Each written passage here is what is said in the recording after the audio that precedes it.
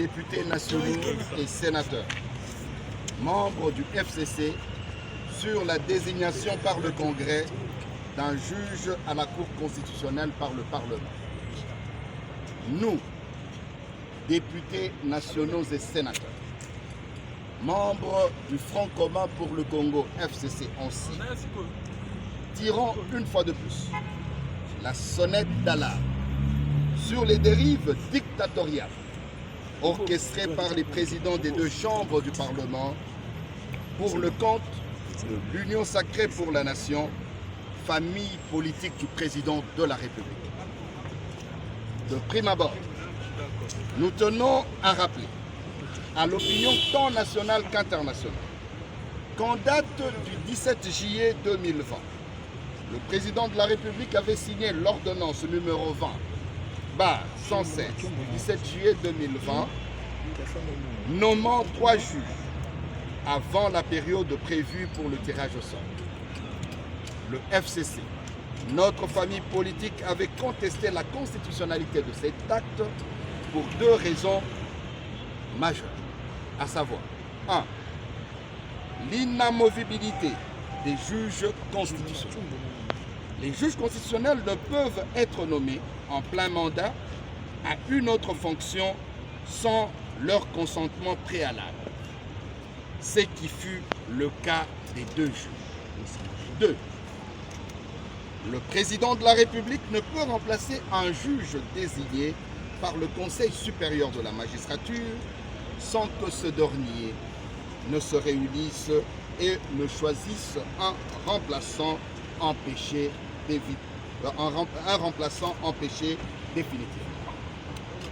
Rien, je dis bien rien, n'étant fait pour remédier à cette violation flagrante et intentionnelle de la Constitution, la Cour constitutionnelle ne bénéficie pas du soutien du Front commun pour le Congo. D'autre part, la désignation du juge constitutionnel est prévue par la Constitution de la République et le règlement intérieur du Congrès. L'article 158 de la Constitution prévoit que sur les 9 juges de la Cour constitutionnelle, 3 sont désignés par le président de la République, 3 autres par le Parlement et les 3 derniers par le Conseil supérieur de la magistrature. En application de ce prescrit constitutionnel, le Parlement, en ce qui le concerne, doit se réunir en congrès suivant les dispositions de l'article 42 du règlement intérieur du Congrès. Loin d'être une simple formalité, ce dernier prévoit la création d'une commission composée des membres de l'Assemblée nationale et du Sénat aux fins d'analyser les candidatures au poste du juge constitutionnel. Bien entendu, les critères prévus par la loi organique relative à la Cour ainsi que les lois et règlements doivent être respectés. Une fois le travail de la commission terminé et le candidat choisi, une plénière du Congrès pourra être convoquée conformément au règlement intérieur et aux usages pour confirmer le choix qui engagera tout le Parlement. La commission ainsi prévue n'ayant pas été constituée avant, moins encore, n'ayant pas statué sur le cas, nos 2 chambres violent le règlement intérieur du Congrès. La pratique parlementaire dans la désignation d'un juge constitutionnel a une histoire dans notre pays.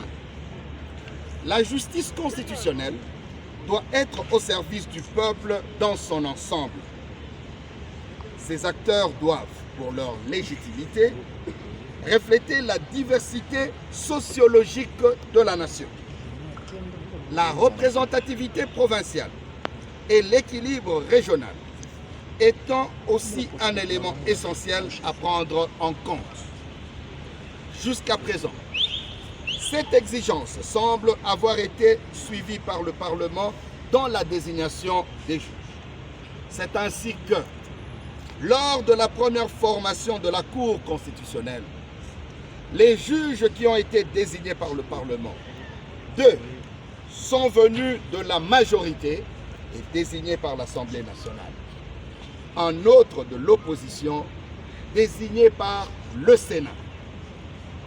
Les correspondances entre le président de l'Assemblée nationale et du Sénat montrent à la nation que les deux personnalités se battent pour un positionnement d'un de leurs au mépris de la ratio legis, de la loi portant organisation et fonctionnement de la Cour constitutionnelle en la matière et de la jurisprudence.